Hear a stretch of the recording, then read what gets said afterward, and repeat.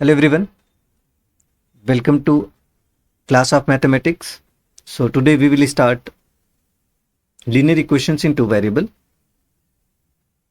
So इस chapter को start करने से पहले कुछ हिस्टोरिकल बैकग्राउंड देख लेते हैं. कहते हैं 2000 BC के आसपास बेबीलोनिया के मैथमेटिशियन, बेबीलोनिया जो आज इराक के आसपास है, लोग लैंड के मेजरमेंट और ट्रेड के लिए इक्वेशंस का यूज किया करते थे.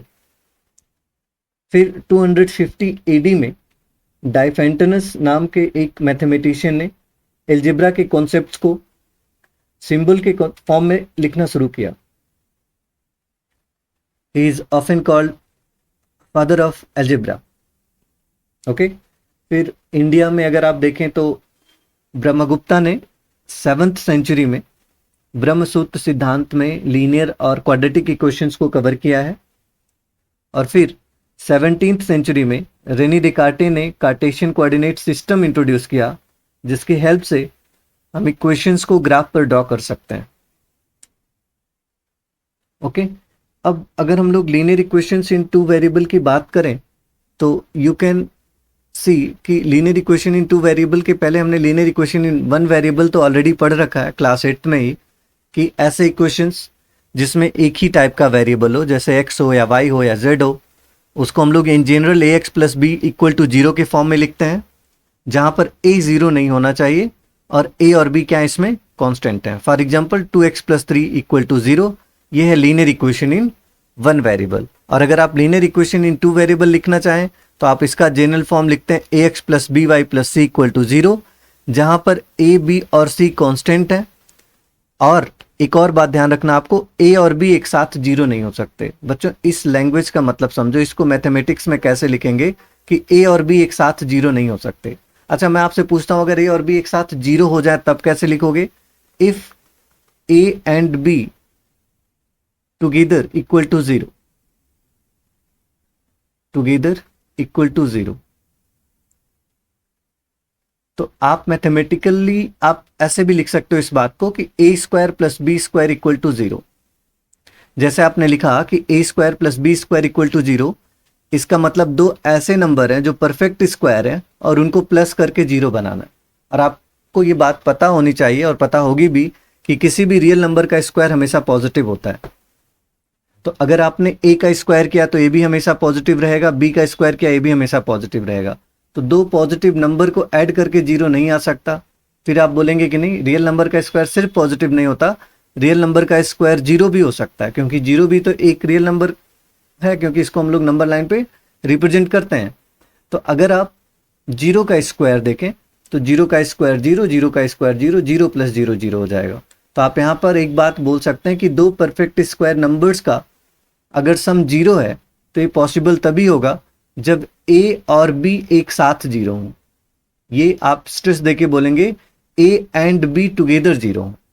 तो अगर आपने कहीं पर लिखा A square plus B square equal to zero या A square plus B square plus C square equal to zero, कितने भी टर्म्स का अगर सम जीरो लिखा आपने स्क्वायर करके, तो ये पक्की बात है कि तीनों या तो पॉजिटिव होंगे या तो जीरो होंगे. तो पॉजिटिव होके तो कभी जीरो ला नहीं सकते, ये तभी जीरो आ सकता जब ए बी सी अलग अलग एक साथ जीरो हो. क्लियर? तो अगर आप ये कह रहे हो कि A square plus B square equal to zero का मतलब when A and B together equal to zero, तो अगर मैं ये बोलना चाहूं आपसे कि A and B together never equal to zero, तो आप क्या लिखेंगे? इसको आप लिखेंगे A square plus B square is not equal to zero. So आप लोग समझ पा रहे होंगे इस बात को कि अगर A square plus B square equal to zero है बच्चों, तो इसका मतलब ए और बी एक साथ जीरो होने चाहिए. और अगर मैंने इसी बात को A square plus B square is not equal to zero लिखा, तो इसका मतलब हुआ कि A and B together never equal to zero. Clear हो गया? तो linear equation in two variable आपको समझ आ गया. यहाँ पे x के कोएफिशिएंट को हम हमेशा linear equation in two variable में a बोलेंगे, y के कोएफिशिएंट को b बोलेंगे और कांस्टेंट टर्म को c बोला जाता है. क्लियर? फॉर एग्जांपल, जैसे मैंने एक एग्जांपल आपके सामने रखता हूँ. यहाँ पे एग्जांपल है 2x plus 3y equal to 4. आपसे कहा गया कि इसको linear equation in two variable के जनरल फॉर्म में लिखो. मतलब इसको आपको लिखना ax plus B Y plus C equal to zero के फॉर्म में, मतलब राइट साइड जीरो बनाना है. तो राइट में जो कुछ भी है उसको लेफ्ट में ले आओ. आप क्या लिख सकते हो इस इक्वेशन को? 2x plus 3y minus 4 equal to zero. अब इस इक्वेशन में देखो, x का कोएफिशिएंट 2 है मतलब a की वैल्यू 2, y का कोएफिशिएंट 3 है मतलब b 3 हो गया और c कितना हो गया -4। सिमिलरली इस इक्वेशन को आपको लिखना है ax plus B Y plus C equal to 0 के फॉर्म में, तो आप इसे लिख सकते हैं 2x, y नहीं है तो आप 0y लिख लो प्लस 3, राइट साइड में तो 0 ऑलरेडी है। अब इसमें a की वैल्यू कितनी होगी, x का कोएफिशिएंट 2, y का कोएफिशिएंट 0 और कांस्टेंट टर्म 3 है तो c की वैल्यू आ गई 3। ऐसे थर्ड क्वेश्चन देखो, थर्ड क्वेश्चन क्या कह रहा है आपसे, 3y इक्वल टू 7 है और इसको आपको ax plus B Y plus C equal to 0 के फॉर्म में लिखना है। तो पहले तो आप लेफ्ट में ले आओ राइट वाले नंबर को, x है नहीं तो मैं लिख देता हूँ 0x प्लस 3y, 7 को अगर आप लेफ्ट में लाओगे तो -7 इक्वल टू 0। अब इसमें a की वैल्यू हो जाएगी 0, b की वैल्यू हो गई 3 और c कितना हो गया -7। ओके, तो ये बात आपको समझ आ गया होगा कि कैसे linear equation in one variable को हम 2 में कन्वर्ट कर सकते हैं, ABC की वैल्यू कैसे पता कर सकते हैं। आगे बढ़ते हैं, ये क्वेश्चन देखिए, अभी मैंने आपको कॉन्सेप्ट में समझाया था कि अगर दो नंबर का स्क्वायर 0 हुआ, जैसे ये पहला नंबर है इसका स्क्वायर देखो 0, ये दूसरा नंबर इसका भी स्क्वायर 0, तो दो नंबर का स्क्वायर 0 तभी हो सकता है जब ये दोनों अलग अलग 0 होंगे और एक साथ 0 होंगे। एक साथ मतलब x माइनस 2 को भी 0 होना पड़ेगा and on the same time y minus 7 को भी 0 होना पड़ेगा। और अगर x माइनस 2 0 हुआ बच्चों तो x की वैल्यू होनी चाहिए 2 और y की वैल्यू कितनी होगी 7। तो आपसे पूछ रहा under root x plus y क्या होगा, you can say under root x plus y will be 2 plus 7, under root में 2 प्लस 7 9, मतलब आंसर कितना आ जाएगा 3। Under root x plus y की वैल्यू हो जाएगी 3।